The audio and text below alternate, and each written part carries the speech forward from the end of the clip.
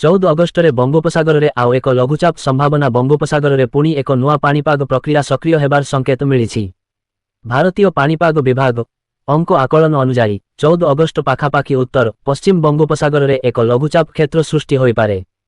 ଏହା ପୂର୍ବରୁ 12 ଅଗଷ୍ଟ ପାଖାପାଖି ଉତ୍ତର ବଙ୍ଗୋପସାଗର ଉପରେ ଏକ ଉପର ବାୟୁମଣ୍ଡଳୀୟ ଘୂର୍ଣ୍ଣିବଳୟ ସୃଷ୍ଟି ହେବାର ସମ୍ଭାବନା ରହିଛି, ଯାହା ପରବର୍ତ୍ତୀ ସପ୍ତାହର ଆରମ୍ଭରେ ଲଘୁଚାପର ରୂପ ନେଇପାରେ।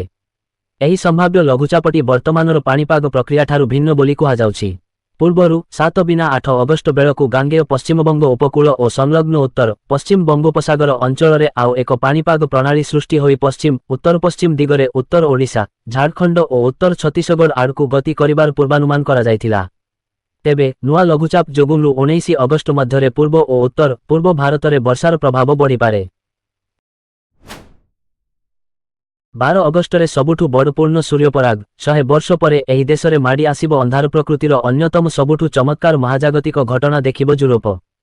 ପୂର୍ଣ୍ଣ ସୂର୍ଯ୍ୟପରାଗ ପ୍ରଭାବରେ ୟୁରୋପ ଖୁବ୍ କମ୍ ସମୟ ପାଇଁ ଦିବାଲୋକରେ ଅନ୍ଧକାରମୟ ହୋଇଯିବ। ମହାକାଶର କିଛି କ୍ଷେତ୍ରରେ 1 ମିନିଟ୍ରୁ ଟିକିଏ ଅଧିକ ସମୟ ପାଇଁ ଚନ୍ଦ୍ର ପଛରେ ଲୁଚିଯିବ ସୂର୍ଯ୍ୟ। ଦିନ ଆକାଶରେ ନକ୍ଷତ୍ର ଦୃଶ୍ୟମାନ ହେବେ। ଚନ୍ଦ୍ରର ଛାଇ ପୃଥିବୀ ଉପରେ ପଡ଼ିବା ସହିତ ତାପମାତ୍ରା ମଧ୍ୟ ହ୍ରାସ ପାଇବ। ଆସନ୍ତା 12 ତାରିଖ କୋଟି କୋଟି ଲୋକ ଏହି ମହାଜାଗତିକ ଘଟଣା ଦେଖିବାର ସୁଯୋଗ ପାଇବେ। ପୃଥିବୀ ଓ ସୂର୍ଯ୍ୟ ମଧ୍ୟରେ ଚନ୍ଦ୍ର ଯେତେବେଳେ ସିଧାସଳଖ ଅତିକ୍ରମ କରେ ପୂର୍ଣ୍ଣ ସୂର୍ଯ୍ୟପରାଗ ହୁଏ। ଏହା ସୂର୍ଯ୍ୟାଲୋକକୁ ସମ୍ପୂର୍ଣ୍ଣ ଅବରୋଧ କରିଦିଏ। ଏହି 3 ଖଗୋଳୀୟ ପିଣ୍ଡ ଆପାତତଃ ଗୋଟିଏ ସରଳ ରେଖାରେ ରହିଲେ ଏହି ଘଟଣା ଘଟେ। କେବଳ ଅମାବାସ୍ୟା ସମୟରେ ହିଁ ଏହି ମହାଜାଗତିକ ଘଟଣା ଘଟିପାରେ। ସୂର୍ଯ୍ୟ ଯଦିଓ ଚନ୍ଦ୍ରଠାରୁ 400 ଗୁଣ ବିଶାଳ ଓ ପୃଥିବୀଠୁ ପ୍ରାୟ 400 ଗୁଣ ଦୂରରେ ଅବସ୍ଥିତ, ସେଥିପାଇଁ ଆକାଶରେ ଉଭୟଙ୍କ ଆକାର ପ୍ରାୟତଃ ସମାନ ଦିଶେ। ଏହି ଉଲ୍ଲେଖନୀୟ ସଂଯୋଗ ଯୋଗୁଁ ଚନ୍ଦ୍ର ସୂର୍ଯ୍ୟକୁ ସମ୍ପୂର୍ଣ୍ଣ ରୂପେ ଆବୃତ କରିଦିଏ। ପ୍ରବଳ ବର୍ଷାରେ ଦିଲ୍ଲୀର ସ୍ଥିତି ବେହାଲ, ଏ ସ୍ଥାନରେ ଜଳବନ୍ଦୀ ଅଭିଯୋଗ। ଏ ସ୍ଥାନରେ ଉପୁଡ଼ିଲା ଗଛ। ଦିଲ୍ଲୀରେ ପ୍ରବଳ ବର୍ଷା ହେବାରୁ ରାଜଧାନୀର ଅନେକ ରାସ୍ତାରେ ଜଳବନ୍ଦୀ ସମସ୍ୟା ଦେଖାଦେଇଥିଲା। ମହିପାଲପୁର, ଧୌଲା କୁଆଁ, ଆଇଟିଓ ସମେତ ଅନେକ ଅଞ୍ଚଳରେ ଯାତାୟାତ ବାଧାପ୍ରାପ୍ତ ହୋଇଥିଲା। ବର୍ଷା ଯୋଗୁଁ ଦିଲ୍ଲୀ ପିଡବ୍ଲ୍ୟୁଡିକୁ ଜଳବନ୍ଦୀ ନେଇଟି ଏବଂ ଗଛ ପଡ଼ିବା ନେଇଟି ଅଭିଯୋଗ ମିଳିଥିଲା।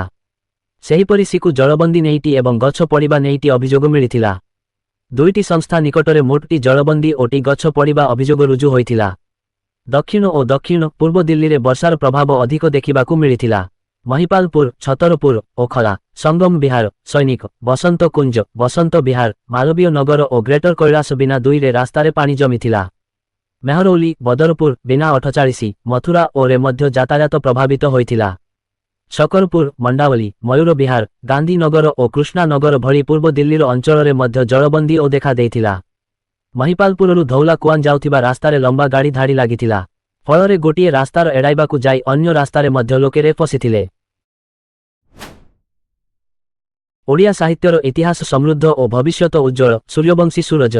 ଓଡ଼ିଆ ଭାଷା, ସାହିତ୍ୟ ଓ ସଂସ୍କୃତି ବିଭାଗ ଆନୁକୂଲ୍ୟରେ ଓଡ଼ିଶା ସାହିତ୍ୟ ଏକାଡେମୀ ଏବଂ ଅଖିଳ ଭାରତୀୟ ସାହିତ୍ୟ ପରିଷଦର ମିଳିତ ସହଯୋଗରେ ଆଜି ପୁରୀ ଜିଲ୍ଲା ସ୍ଥିତ ଜଗନ୍ନାଥ ସଂସ୍କୃତ ବିଶ୍ୱବିଦ୍ୟାଳୟ ପରିସରରେ ଓଡ଼ିଶା ସାହିତ୍ୟ ମହୋତ୍ସବ ଓ ରାଷ୍ଟ୍ରୀୟ ଯୁବ ସାହିତ୍ୟିକ ସମ୍ମିଳନୀ ବିନା 2026 ଆୟୋଜିତ ହୋଇଯାଇଛି।